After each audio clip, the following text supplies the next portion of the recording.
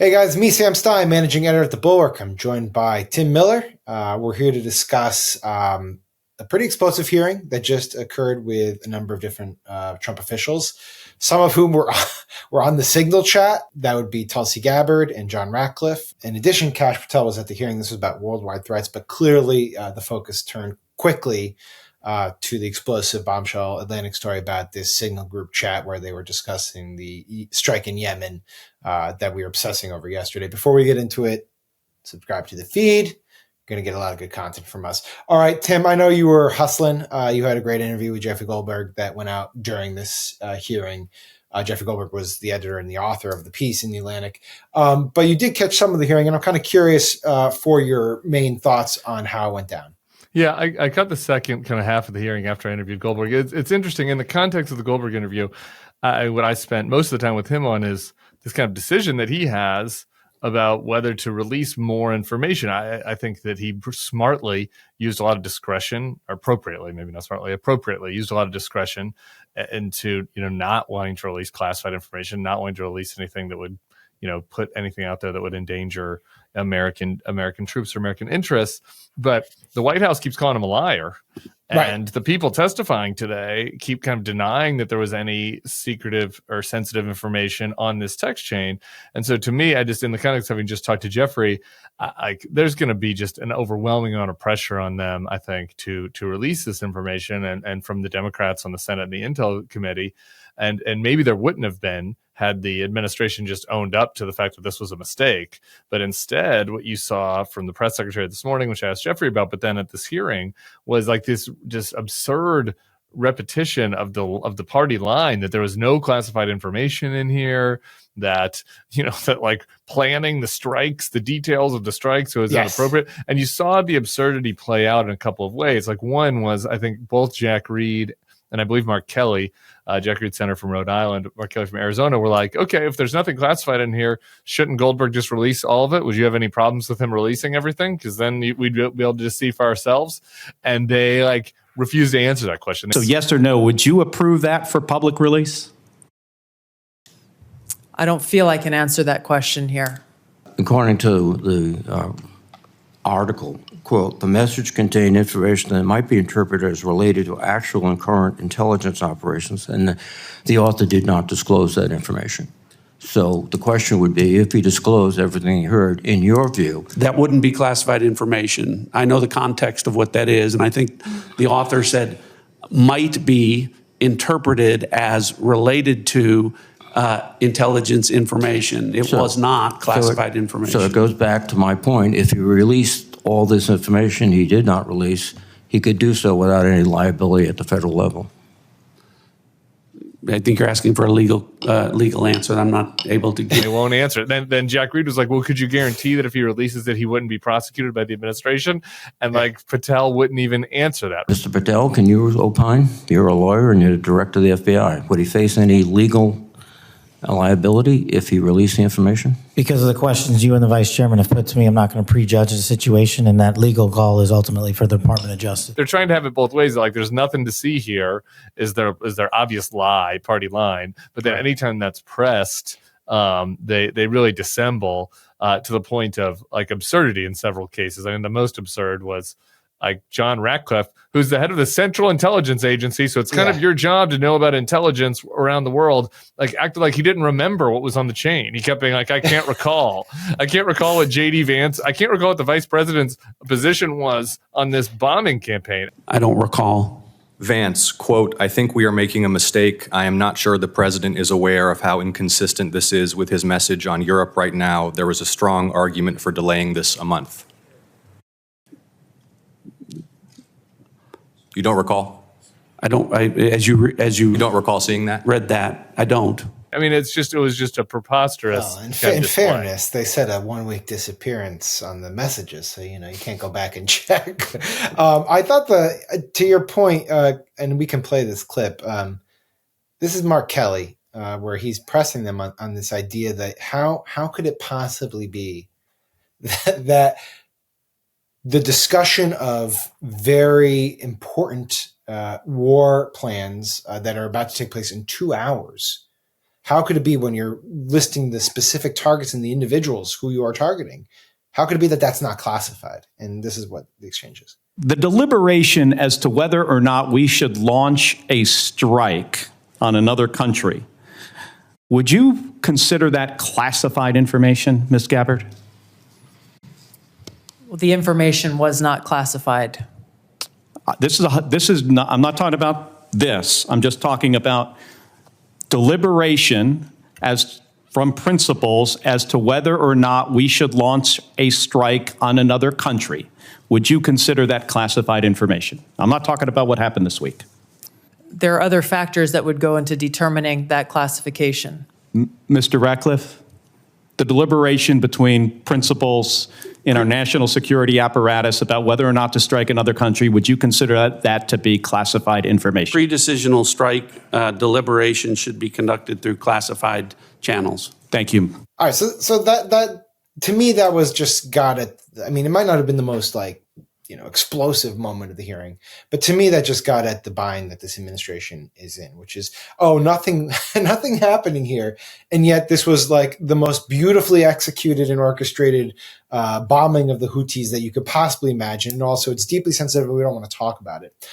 You can't have it both ways, and also it doesn't really make sense, right? Like, I don't even understand why they're doing it. Who are they fooling? I mean, I guess this is kind of like the big lie type thing, where it's just like, if we just say the most absurd thing, we can make it a badge of honor among our biggest supporters on the internet, that they have to shame themselves and embarrass themselves also by defending this, and so that creates. Well, the reason they have to do this is because if they don't. If they admit that they were discussing classified information over Signal, that's a serious offense. If they admit that they were, but it's only a serious offense. Like if Pam Bondi is going to investigate them, which obviously she's not. I mean, the vice president is on it. Everybody's implicated. Like what? We're going to jail the entire cabinet? Yes. President Kash Patel. Yeah. There we go. But this is the fucked up nature of this story, is that clearly, and Bill Kristol is writing about this morning. Let's just assume this happened in any other administration. It's impossible to really imagine, but let's just assume, we would have congressional inquiries, we would have congressional hearings, we would have the DOJ investigating, we have the FBI investigating, we have an intel assessment about the damage that was done. None of that's going to happen here. None of it. The only reason we had this hearing this morning is because it was pre-planned. And there was only, I think, maybe a half an instance where a Republican asked about this. Everything else was about something else. It also just showed, just really quick on this about the sensitivity. It just shows like kind of the two-track thing that you're having in this administration. Like, you have the people actually making the decisions who are totally irresponsible and clowns, sending texts with like muscle emojis about serious bombing campaigns. And then meanwhile, like, you still have what is left of the remaining responsible people that work in the administration. And so it's pretty notable that simultaneously that the Secretary of Defense was sending these specific war plans about a bombing campaign over Signal to a wide variety of people. The Pentagon, people that work for him, sent out an email to everybody that worked there, warning about the Signal app itself, and that it had a vulnerability, and particularly had a security vulnerability with regards to Russia. And so essentially they're saying, like, you guys got to be careful if you're in the Pentagon staff of using Signal. Right. Meanwhile, the Secretary of Defense is sending our bombing plans over Signal. On Signal. And then John Ratcliffe is out there being like, well, Signal is allowed. It was on our government computers. It's downloaded there. And sure, I think there is some cases where we don't actually know if it was on the government computers in some cases, because this was my other favorite part of the hearing. Was when Tulsi is asked, I believe it was by Jack Reed again, whether she was on her private phone, whether she was on her personal phone or whether she was on a government phone, right? Were you using your private phone or a public phone for the Signal discussions? I won't speak to this because it's under review by the National Security Council.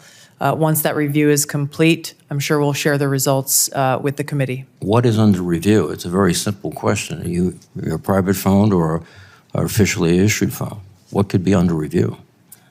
National Security Council is reviewing all aspects of how this came to be, how the journalist was inadvertently added to the group chat, and what occurred within that chat across the board. Because this does matter. If you have a government phone, only certain apps can be downloaded. There's certain, there are additional security, elements. and she wouldn't answer, which leads me to believe that she was like on her cell phone. Like Tulsi was just like the director of national intelligence was in a foreign country, and she is just on her cell phone up on regular 5G or Wi-Fi, just like texting with the Secretary of Defense about the bombing campaign. I mean, we don't know about the Wi-Fi. We don't know what kind of Wi-Fi they had over there. Could have been Starlink. We have no idea. Speaking of which, where was Howard Luckman? I missed this, but you told me that there was also Steve Witkoff. Not Steve Lutnick. Witkoff. He was apparently in Moscow when he was added to this list. It's really bad. And this did come up in the hearing. Did you know that the president's Middle East advisor was in Moscow on this thread while you were, as director of the CIA, participating in this thread? Were you aware of that? Are you aware of that today? I'm not aware of that today. This sloppiness, this incompetence, this disrespect for our intelligence agencies and the personnel who work for them is entirely unacceptable. It's an embarrassment. I will say, Gabbard, compared to Ratcliffe, Gabbard seemed totally unprepared for this. And scared, I thought she seemed like very nervous. I think so. I mean, it was from the jump, because the first question that she was asked was, will you talk about this, situation? And she says, she just refuses to answer if she was on the Signal chat. And she's just, this is when Mark Warner is pressing her. He's the ranking member. He gets the first Democratic question. He's like, can you just talk about it? She's like, I'm not going to talk about the Signal chat. I'm not going to talk about the Signal chat. And then literally Warner then turns to Ratcliffe and he's like, can you talk about the Signal chat? And he's like, I was on the Signal chat. Yeah. You were not TG on this group chat? I'm not going to get into the specifics. So you refuse to acknowledge whether you were on this group chat? Senator, I'm not going to get into the specifics. Why are you going to get into the specifics? Is it because it's all classified? Because this is currently under review by the National Security Council. Because it's all classified? If it's not classified, share the text now. As the White House previously stated, is it classified or non-classified information on this text? I can confirm. Director Ratcliffe, were you on the group chat? Senator, I was on a Signal messaging group. And so it's like they're just sitting there. She's like, did you not coordinate? And then afterwards, later, like not even like 5-10 minutes later, she's been like going on about she's not going to talk about what's on the Signal chat. And then I guess she must have like gotten the gist from Ratcliffe that it's okay to maybe talk in the abstract about it. Because then the next questioner comes in, she's like, I will say this about the Signal chat. There was no classified information shared in the Signal chat. It's like, you just said you were not going to talk about what's on the Signal chat. Like, you get it, just stick to one script. But it seemed like she was kind of winging it at portions of this. Yeah. I mean, her whole body, going back to the cell phone thing, because she got pressed on a couple of times. Were you on your personal cell phone or government phone? She wouldn't answer. She seemed very nervous, though. Honestly, she just seemed like somebody that's very much in over her head. And she was like, we are going, there's going to be a review. There's currently a security review of everything that's happening. And so I can't tell you. And Senator Reid's like, okay, but what is the review? What does the review have to do with you just telling us if you're on your cell phone or not? Like, like why do you have to wait for that? Like, you either were or you weren't. And she kind of realized, it seemed to me at least, body language expert Tim Miller, that she sort of realized that she's in a ridiculous corner here. And she just like, she just didn't know what to do. Yeah. Now they did. I have no hopes for this moving anywhere in terms of accountability. I just don't. But they did. If you were to look at it, they did both agree that there should be an audit of what happened here. I'm sure they'll make it a private audit if they do it at all. But that did come out of here. And I think there was one Republican, Todd Young of Indiana, who did say, I want to get some answers to what transpired here in a more dispassionate setting than what the hearing had. So there is like some maybe chances that we get some accountability here. You talked to Goldberg. He seemed really on the fence, probably leaning towards not releasing more, but we'll see if he feels differently seeing what happened and everyone coming out being like he's a liar.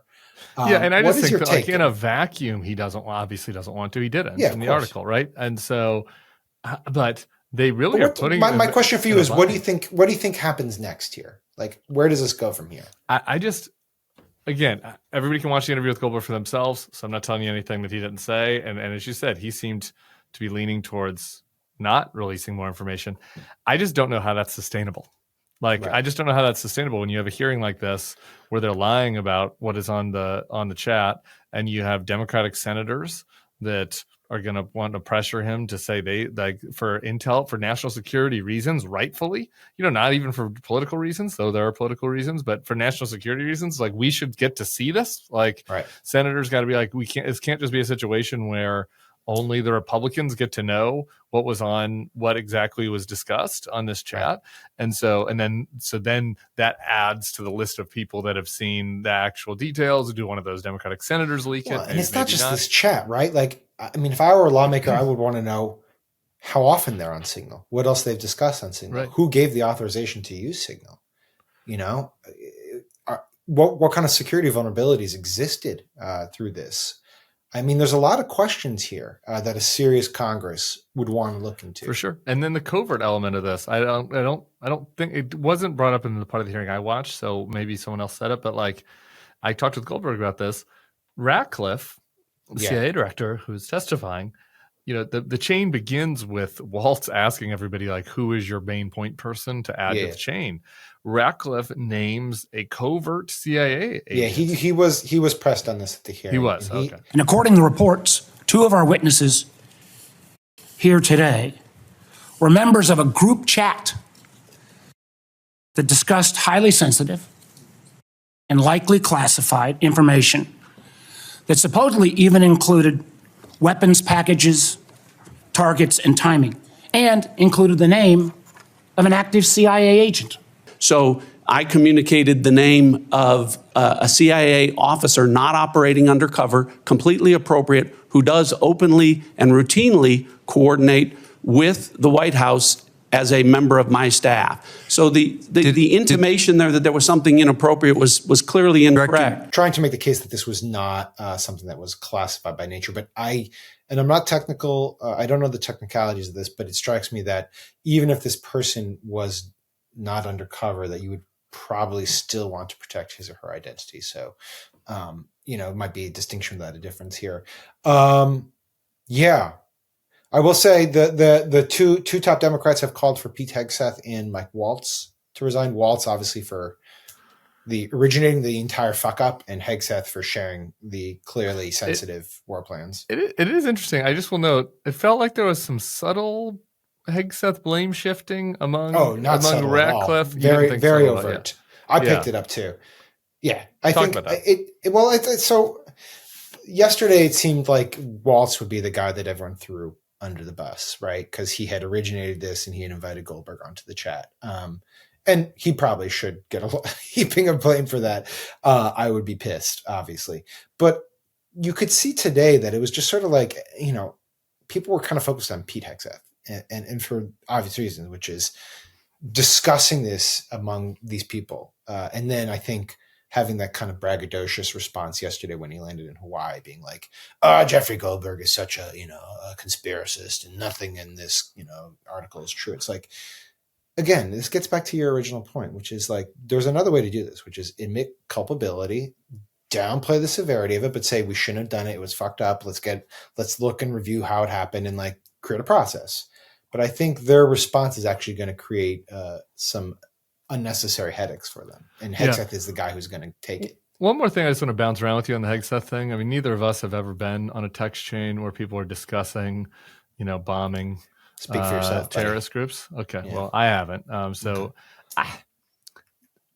There is a try hard, like kind of, I know I don't deserve to be here elements to the Hegseth parts of the text for me a little bit, where it's like, it's hard to imagine Jim Mattis as Secretary of Defense in a text chain feeling like he wants to get the approval so badly of all these other people, right. Like Pete is trying really hard to talk about why they're doing this, what the point, and then he shares all the details. And then it's, I agree with you so much, VP, these guys are pathetic, all caps.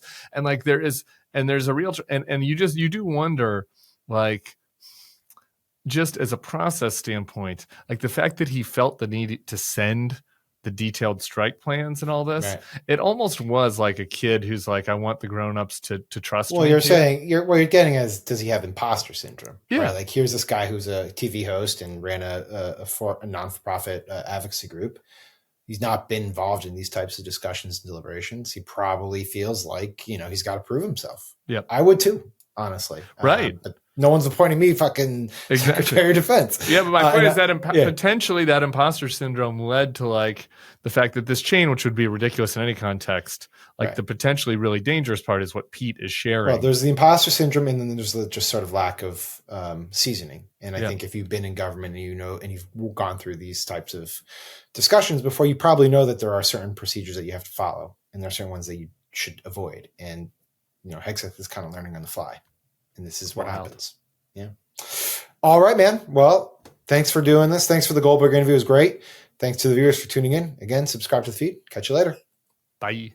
Hey, YouTube fam. If you want to support the Bulwark, the best way to do it is by becoming a YouTube Bulwark Plus member. The Bulwark is truly independent. We have no corporate overlords. We're not settling any dumb lawsuits with Trump. By joining, you help support our work, and you can get a bunch of perks right here on this platform. Ad-free content, bonus videos, live streams, and some emojis of me, which I guess some people want. So come join, come hang out, become a Bulwark YouTube Plus member, and I'll be seeing you in the comments. So behave.